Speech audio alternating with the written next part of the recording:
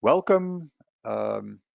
This is the first webinar in this 2019 series from the Ghent Workgroup. If you have not subscribed to the other ones, there is still time to do so. Don't wait too long. There are many people that want to join apparently, and the number of seats for each of these webinars is limited. But let's do this one first. Let me tell you a little bit about who I am before we get started here. I go back to about 1996 when I started working at Enfocus.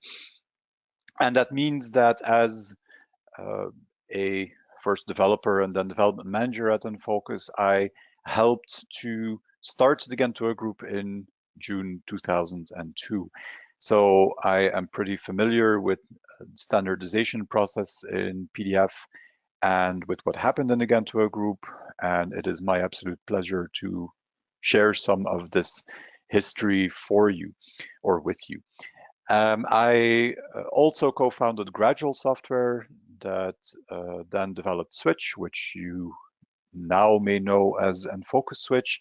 And right now I'm the CTO at 4Ps, a distributor for graphic arts software. I am also the executive director of the Ghent Workgroup, and I am co-chair of the specification subcommittee in the Ghent Workgroup, which is the subcommittee that works on new versions of specifications.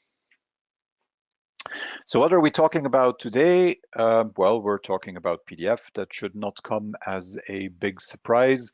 And most of you probably still remember that PDF was invented by Adobe, although as of today, it is not an Adobe format anymore. Adobe formally signed over the intellectual property of PDF to the ISO organization. And it did so because PDF was becoming very, very popular. It was popular because of all of the main characteristics of the file format. And as a result, they decided to formalize the file format, and it became ISO 32000. Very nice ISO standard number. And that is where PDF lives today. So new versions of PDF like PDF 2.0 that is currently, or that was under development and that is currently an ISO standard, that version was developed by the ISO International Standards Organization. So at one point, we started working with PDF. Adobe was kind enough to invent it, and then people picked it up and started using it in graphic arts. And very, very quickly, we realized that PDF by itself was not going to be the perfect file format. And this actually goes back, so let me go back to 2 slides. This goes back to these things that you see here. PDF is a very versatile format. It is a format that can be used for lots and lots of things. And that means that it is so wide and you can do so much with it that if you want to use it for specific things, well, it still offers too much liberty if you want. And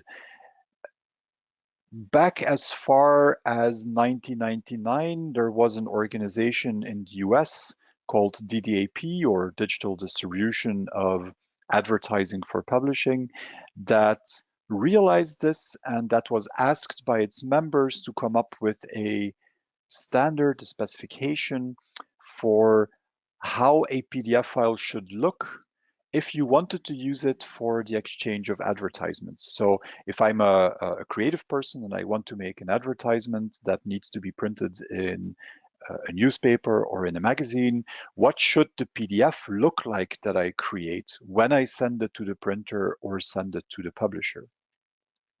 This work on this started in 1999.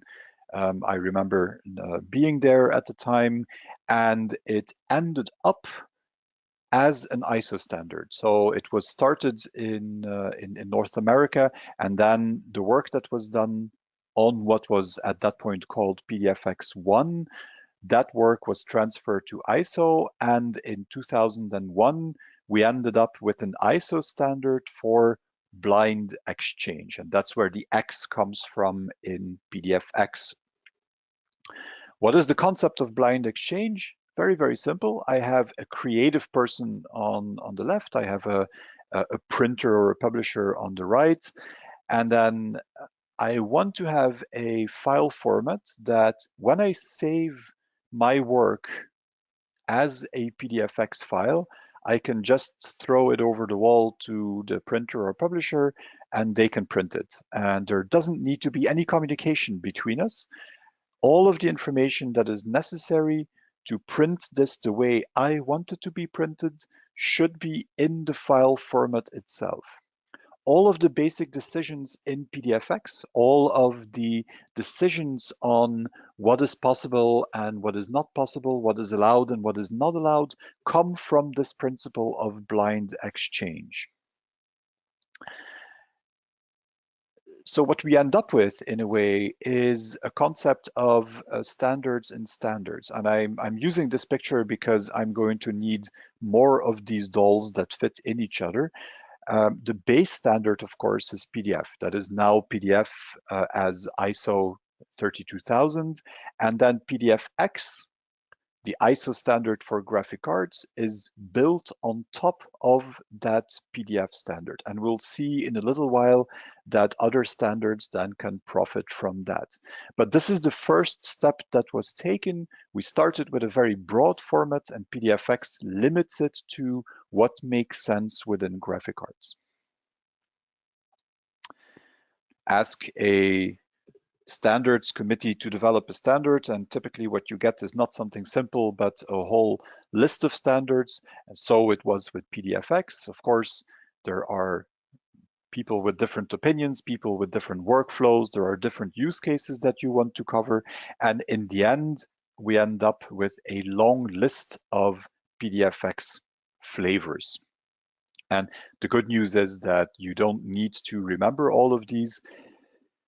They are not even all real ISO standards anymore. PDFX2, for example, has been withdrawn.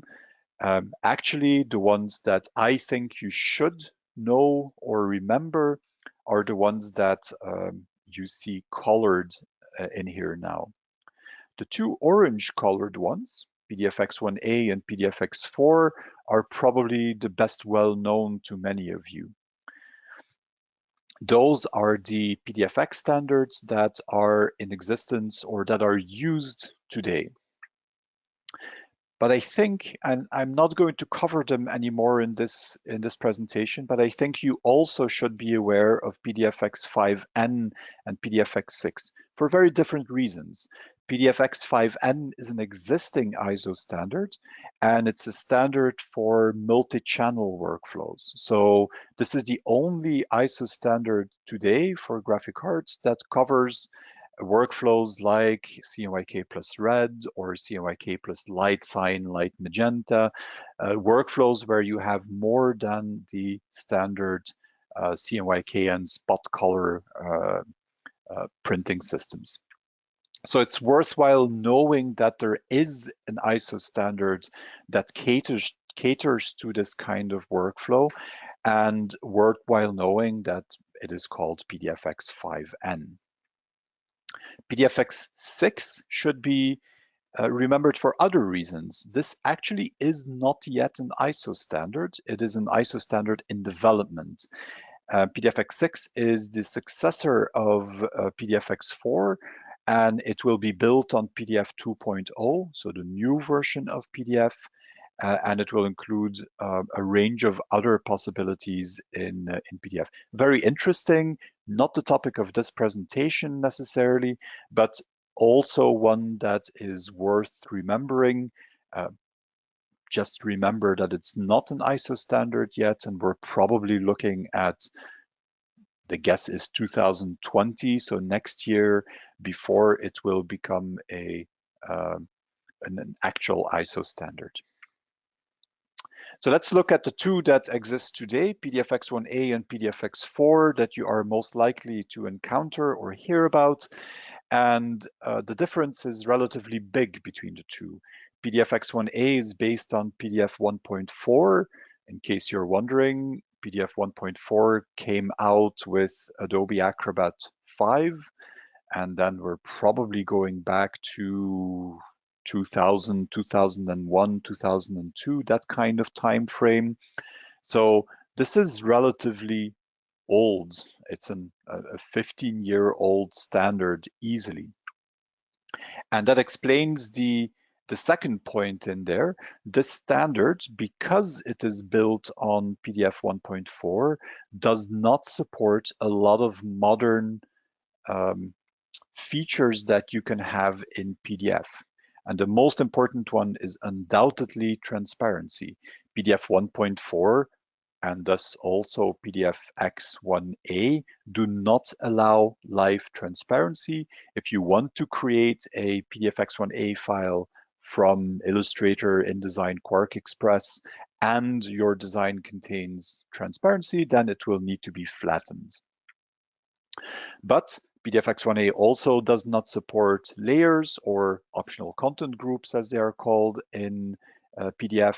It doesn't support JPEG 2000 and some other modern compression algorithms. It doesn't support anything that is very modern in PDF files. Also important, but not necessarily related to PDF 1.4, is that PDFX1A only supports gray, CMYK, and spot color. So if you have images in an InDesign or QuarkXPress document that are RGB, they will need to be converted to CMYK before you can make a PDFX1A file. So relatively old. Now in standard development, 15 years is not that old yet. We have lots of software that uses it. It's by now a very reliable format that is well supported everywhere, but it's still important to realize that it is relatively old, and we'll come back to that in a little bit with some consequences as well.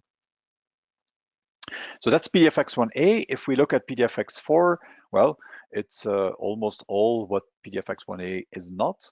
So it's a little bit more modern. You can see there it's based on PDF 1.6. That corresponds to Acrobat 7, so still not that modern if you want. It does allow live transparency, so documents that you save as PDFX4 do not need to be transparency flattened.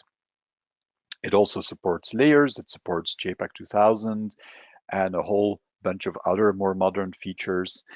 And again, this is not linked to the file format, to the PDF version itself, but PDFX4 also allows other color managed color spaces. So in a PDFX4 file, I am not limited to CMYK. I can also have, for example, RGB images with an ICC profile attached, or LAB images. Those can be in the file, and that makes a PDFX4 file a lot more versatile. It offers more capabilities. At the same time, of course, it can also be more complex to support and support properly. So those are the two standards that currently you will find the most. PDFX1A if you restrict yourself to CMYK, and to flattened transparency in PDFX4 if you are okay with also supporting color managed color spaces other than CMYK, and if you want to allow live transparency, layers, and other modern PDF features. Other PDF ISO standards are also not the subject of this presentation, but I just want you to realize that PDFX does not exist in a vacuum. It is not the only PDF-based ISO standard, of course. By now, we have 7, well, actually, strictly speaking, 6 different ISO standards that are based on PDF. PDFX for graphic arts, PDFA for archival workflows, where you want to save something for 20, 30, 50 years, or maybe forever. PDFUA stands for universal accessibility. It's a standard for people with, for example, that want to use screen reading devices to read text in a document out loud. PDFE stands for engineering, a PDF-based standard that allows the inclusion of 3D models and so on. PDFH is a medical-related specification. It is not an ISO standard, this one, so it looks like all the others in name, but it's not an ISO standard. And then PDFVT and PDFVCR have to do with variable data and transactional printing in graphic arts. So those two, again, are in the graphic arts space. Lots of different standards. Luckily, they all resemble each other a little bit in many aspects. The development of certain standards builds on what was already there.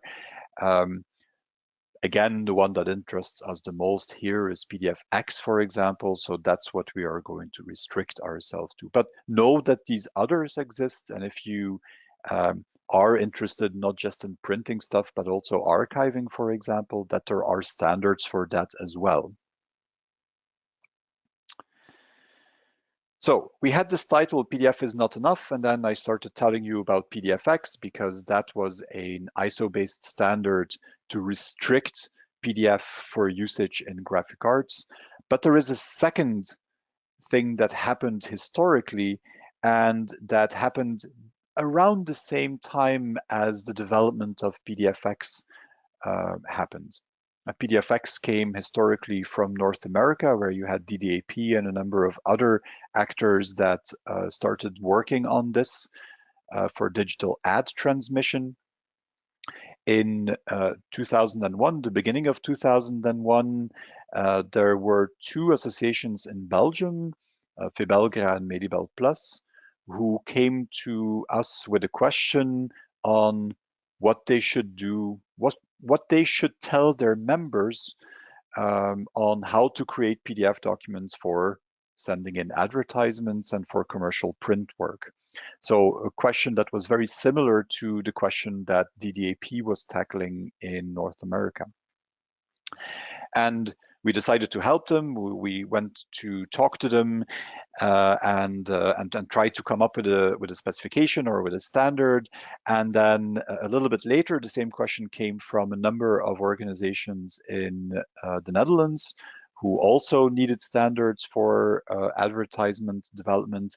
And a little bit later, the same question came from France. And at some point, we figured out that if everyone had the same question, that maybe it made more sense to work together and do this development of a standard format once, and then try to standardize a number of different countries, so that if you created something in Belgium and you wanted to print it in the Netherlands, for example, that you wouldn't have to deal with two different standards.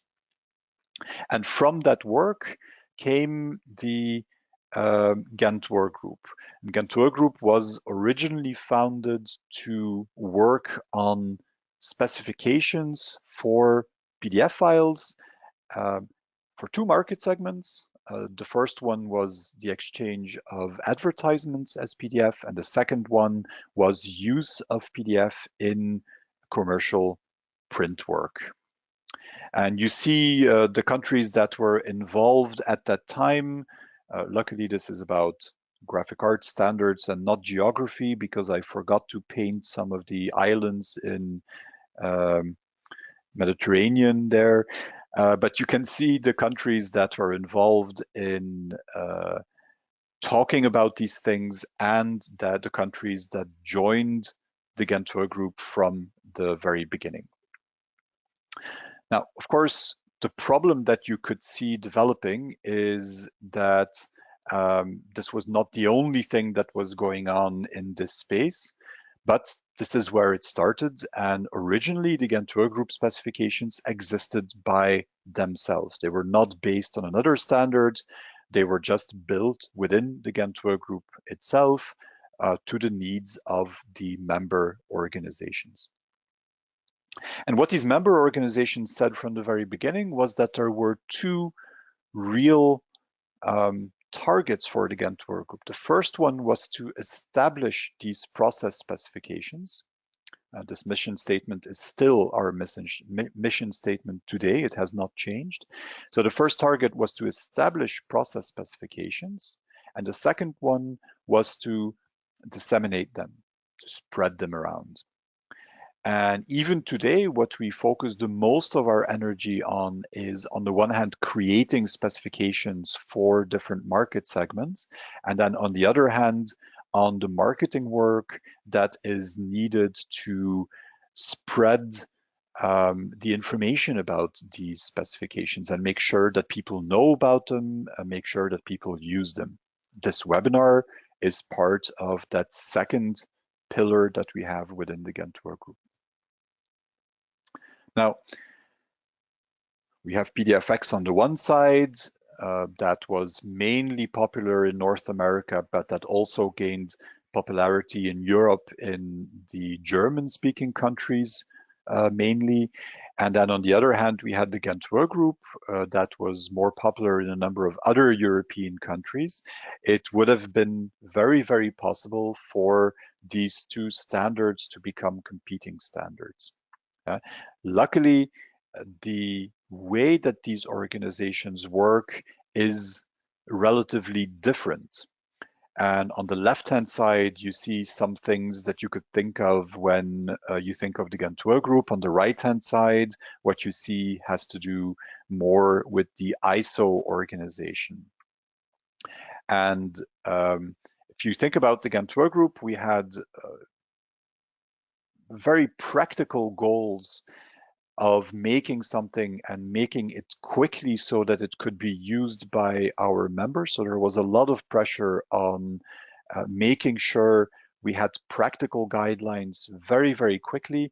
This is completely different than the way the ISO organization works, where they take a lot more time. The process is a lot more theoretical.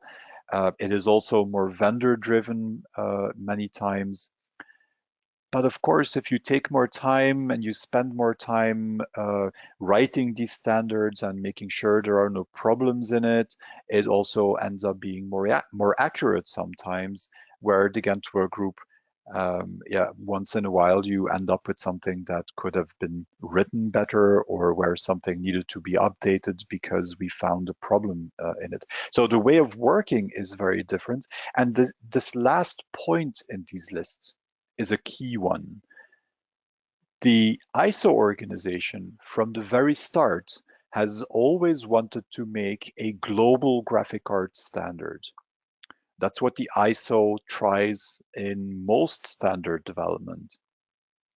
And that means that PDFX is a standard for the complete graphic arts industry, where the way of working of the Ghent Workgroup has always been to make something very practical, and to do that, it split up its work into different variants for different printing processes, or different market segments, or different printing technologies. And that's a very different approach. And because of this, what we realized was that we could, and here come the dolls again, that we could fit the Ghent Workgroup specification on top of the PDFX standard.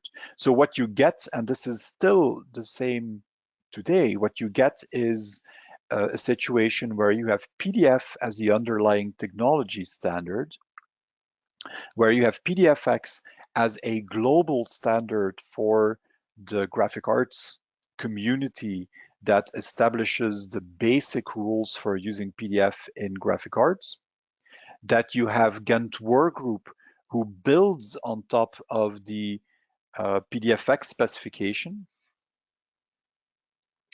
and where you have workflow-specific standards, if you need them, that you can build on top of Ghent Workgroup. So you have these standards that build one on top of the other. And this allowed both the ISO and the Ghent Workgroup to focus on where they were the strongest, and to make something where the Ghent Workgroup could simply reuse the new PDFX standards as they came out. What is the result of that? Well, if you look at PDFX and you look at GWG specifications, then there are a lot of things that are not checked in a PDFX standard. And there is a very good reason for that. And I always use resolution as an example. If I make a standard for the complete graphic arts industry, I cannot add a rule for minimum resolution. It's not possible because the processes that different market segments use are simply too different. If I'm in a high quality glossy magazine workflow, I might need 200, 300 DPI or more. If I'm printing a billboard that is going to be next to a highway, 36 DPI might be enough or even too much for the kind of things that I do. Yeah. So that is not something that I can put as a rule in the PDFX standard. It is something that I can put in the Ghent Workgroup specifications because I can make Ghent Workgroup specifications for different market segments. And the Ghent Workgroup specification for glossy magazines will have different rules than the Ghent Workgroup specification for large format printing. So this is the essential difference that you have between PDFX and Ghent Workgroup, and it explains why certain things are done in a PDFX standard and why certain other things are completely not done there, simply because it is not possible. So if there is one PDFX1A standard, there are lots of different Ghent Workgroup specification variants that are built on that standard. That ranges, well, you see some of them listed there, but I can have a specification for newspaper ads and a different specification for magazine ads, and then something else for sheet fed offset work, and so on and so on. And sometimes you could wonder why you have these differences, but they cater for specific market segments, and the group decides at that point that, and this is all consensus based, of course, because we have people from many different countries, but the group decides that the rules are sufficiently different in a particular market segment so that we're going to make a new specification for it. So what do we have today? Well, you have something that is called the 1v4 specifications from the Ghent Workgroup. And if you go to their website, that is exactly what you will find on the website. It is a current standard. It is the one that is still today used by most of the national standards organizations in Europe.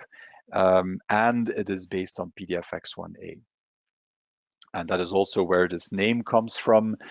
The 1 comes from the fact that it is based on PDFX1A, and the V4 was a version number. That's how we named these standards at that point in time. So this is one that you will find on our website, gwg.org. The second one that I want to name, you will not find on the website because it is no longer relevant, it is no longer up to date. In 2012, the Ghent Workgroup developed a new standard that was based on PDFX4, and it was virtually not used in production. It was used for lots of testing. There is one exception, and that is that the Swiss organization, PDFX Ready, picked up the Ghent Workgroup 2012 specification and built some of their specifications on the work that was done in that 2012 specification. They also made some modifications, and they started using that and gave us a lot of information on what worked and what didn't work. But other than some historical relevance, this 2012 specification version is one that you can forget. What you should remember is the 2015 specification, which was approved in October 2015, as you can imagine. And that one is based on PDFX4 as well. This one was tested extensively, and this is one that national organizations are actually in the process of picking up. The change from something that is based on PDFX1A to something that is based on PDFX4 is a significant one. So there's a significant difference between these two specification versions. So the process is not necessarily an easy one, but it is something that is going on at the moment. So let's talk a little bit about conclusions, and then I will also show you some stuff on the website. What should you use? I've talked about PDF, PDFX, Ghent Workgroup stuff. Which of these things should you use? I think the first point, and a very important point, is while PDFX was designed as blind exchange standard, meaning removing the need to talk in a workflow, if you are in a position where you can talk to the next person in the workflow, whether it's a printer that you want to use to print something, or a publisher that is going to use your advertisement or your story or whatever it is, if you can talk to these people, it is always wise to talk to them and see whether they have guidelines, standards, specifications that they want you to follow. Yes. If you don't know, then, or if you can't talk to them at all, then what you see at the bottom of this slide is the order in which it gets better as far as we are concerned. So it's always better, or in most cases better, to supply PDF than it is to supply the native document. There are still some workflows like packaging where that is not entirely the case, but in most workflows in graphic arts today, PDF is better than the native formats like Quark Express or InDesign or Illustrator. If you have the choice, it is better to supply PDFX. And for all kinds of reasons, it is probably better to supply PDFX4 than PDFX1A if your printer or publisher supports it. Why? Because a PDFX1A file needs to be flattened, and you will retain more flexibility and avoid a lot of complexity if you do not flatten, but keep your file as with live transparency. And if you want to do that, then it has to be PDFX4. If you have the choice, you can always do better than PDFX by using one of the Ghent Workgroup specifications. And remember this picture of these dolls that fit one into the other.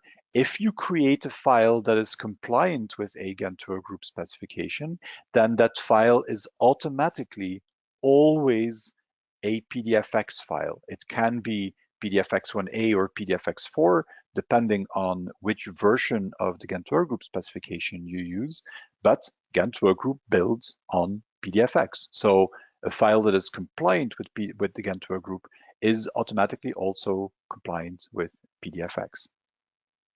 And of course, the more specific you can get, the better it is. If you know that you're going to create an advertisement that is going to be printed in a magazine, use the magazine ad specification from the Ghent Workgroup. That makes a lot of sense. Where do you find these specifications? And I'm going to close this for a second and let me see whether I have the Ghent Workgroup website here. If you look at this Ghent Workgroup website, and I do apologize for that, but I will point it out anyway, there are two things here that might draw your attention. The first one is called Ghent Workgroup specifications, or GWG specifications. And I would not blame you if you thought that this was what you needed. In reality, it is probably not what you need. These are the technical documents that make up the specification. So if you want to read what an application developer needs to know when they implement a specification in their software, for example, or you just like to read very technical documents and you want to know what is in a specification, then this is where you need to go. In most cases, what you will want is application settings. And application settings brings you to an area where you can download application settings for different tools. You can see a list here, tools, and these application settings are available for either Ghent Workgroup 2015 and Ghent Workgroup 1v4. And those are the two versions I said you needed to remember during the presentation part. 1v4 based on PDFX1A, 2015 based on PDFX4. In each case, what you can do is simply go to the application that you are interested in, and then you have a download link and you have a more information link where you can find some more information about this application. However, and that's the second point on the slide I had open, you can download these things from the Ghent Workgroup website, but in many cases, you might not need to do that. If you use something like Adobe Acrobat, like PDF Toolbox, like Pitstop, then the settings are already embedded. And what you would download from the Ghent Workgroup website is documentation that will tell you where these settings can be found. For example, very briefly, here I have a library where I find all of the PDFX specifications and other ISO standards, and there is a library where I can find all of the Ghent Workgroup specifications. And the name you can see here in the description, it will tell you which version of the Ghent Workgroup specification it will be compatible with. And that is true for a lot of software that is out on the market today. So if you download something from the Ghent Workgroup website, you might find that there is not really any settings in there, but simply documentation to tell you how to use or where to find the specifications in the application software as well. Now, that's what I wanted to share. I want to add one more point because it's a question that I get a lot, and I will use this list of Ghent Workgroup profiles as illustration for that. The Ghent Workgroup develops quite a few different variants. And you can see the standard ones for advertisements and commercial print in this list, but you also have a new specification for digital print, you have specifications for packaging, so there is a pretty long list. And one of the questions I often get is, which of these variants should I use? Well, usually the description and the name should already lead you in the right direction. So that tells you what kind of purpose that specification had, whether it's sheet fed offset or web offset or advertisements, for example. And then the name will also contain what you have in there. For example, sheet fed offset CMYK points to the fact that you can only have CMYK colors in that file. Sheet fed offset CMYK RGB and spot points to the fact that there I can have CMYK, but images in this file will also possibly be RGB with an ICC profile attached. So the names of these Ghent Workgroup specifications are actually very well chosen to tell you which one of these you should use. If you have absolutely no idea, then, and you cannot talk to anyone else in the workflow, remember that this is also often a solution. The most generic one that you have is probably the sheet fed offset one.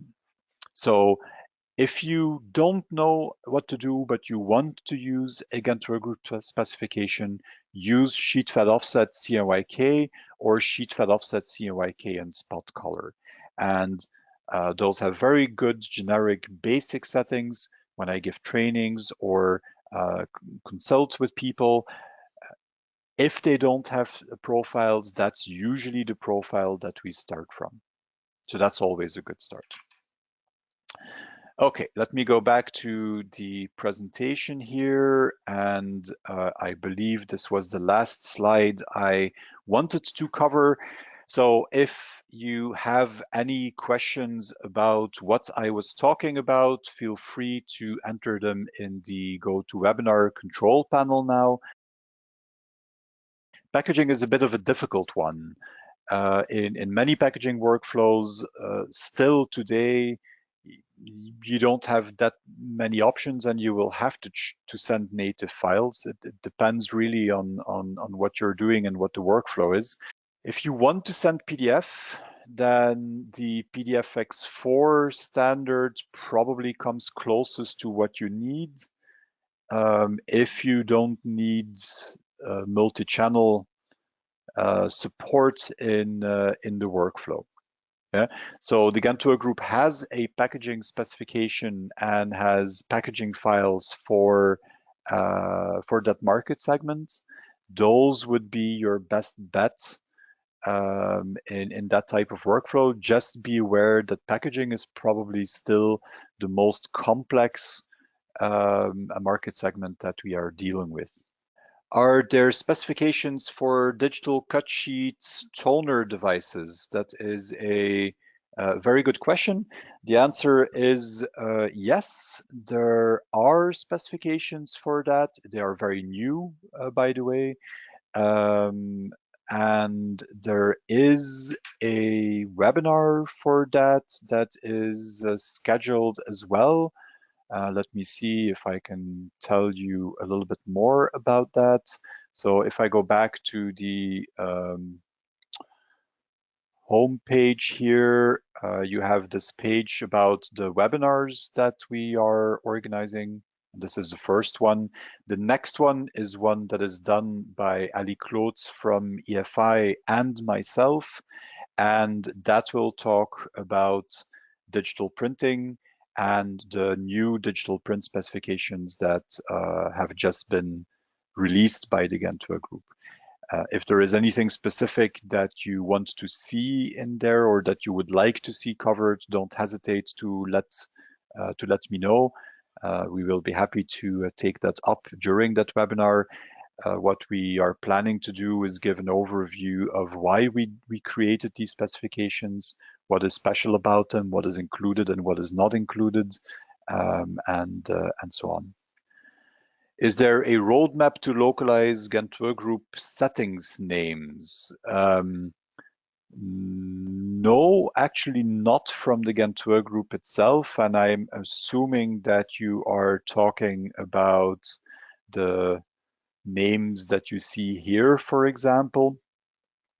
At the moment, what happens is that the Ghent Workgroup develops the specification. So the technical document is always in English. The names are also in English. It is up to the vendor afterwards to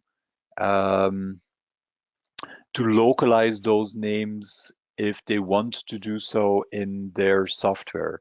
So if you are using application software that supports the Ghent Workgroup specifications and it has them in English and only in English, then contact the vendor of that software and see if they have localized versions or if they are willing to support that. What the Ghent Workgroup does do is, if you look at some of the other things that are made, for example, there are a number of documents that the Ghent Workgroup releases, white papers and similar. You have some of these listed here. Some of those do exist in multiple languages. So if you're looking for something that talks about, that is educational and that talks about these specifications, then that is something that you could, where you could look for, because some of these documents do actually exist in other languages. Not always. The Ghent Workgroup is a volunteer organization. A lot of this work, a lot of the white papers that you see here are written by volunteers, and the translations are typically also done by volunteers. So these things are not always available in other languages. If you have a question about some of these documents or whether they are available, don't hesitate. Send me an email. You have my email address there. Send me an email, and I will be more than happy to see if I can find something for you. Also, we just sent out today a press release about 2 new members, University of Novi Sad and R. Donnelly, who joined the Ghent Workgroup as members. We are always interested in people who want to contribute to the work of the group, whether it is with coming to meetings or participating in the email groups that we have where we discuss technical issues and so on, or people who want to do translation, want to volunteer for writing some documentation, doing a webinar. All of those things are possible. Don't hesitate to get in contact. This is a really cool group of people, lots of interesting activity going on. So get in contact and I will get you more information about that. Thank you very much for the time that you spent on being here. There were lots of you here, and that is really good. Like I said, the aim of the Ghent Workgroup is to get this information out. So if we could contribute to that with this webinar, that will be very good. Sign up for the other webinars. I think they are all going to be very interesting. So go to that subscribe page and subscribe to the ones that interests you. And I will see many of you back, I'm sure, in an upcoming webinar. Thank you very much and have a great day.